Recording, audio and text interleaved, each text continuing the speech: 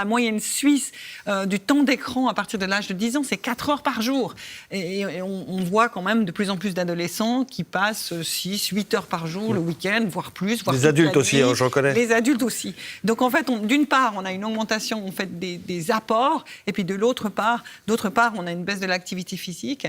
Donc ça, ce sont des facteurs importants. Après, il y a les facteurs psychosociaux, le stress. On sait que par exemple, un événement de vie, par exemple, une séparation des parents, un divorce, un décès, un accident traumatique, eh bien, peut créer du stress et puis augmenter en fait l'apport alimentaire, parce que l'alimentation, c'est quelque chose qui calme, c'est quelque chose qui va activer notre système, notre circuit de récompense cérébrale.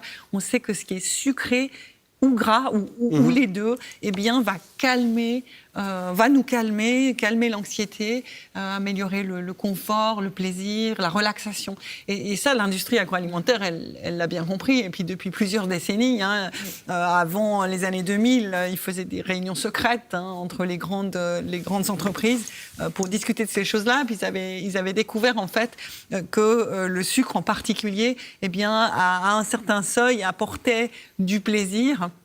Et le bliss point, le point de félicité, ouais. On l'appelle l'orgasme des papilles, et il est déterminé pour chaque type en fait de produit. Et ce que l'on sait, c'est que ce point, en fait, la tolérance au sucre, parce qu'à un moment donné, on est écœuré par le sucre, mais chez les enfants, ce point, il est beaucoup plus élevé, ce qui explique pourquoi tous les produits pour les enfants, ils contiennent plus de sucre. Et d'ailleurs, dans le dernier rapport justement de l'ESAV sur les boissons sucrées, sur la Convention de Milan, eh bien, on a découvert qu'il y a beaucoup plus de sucre dans les sodas destinés aux enfants, les boissons destinées aux enfants.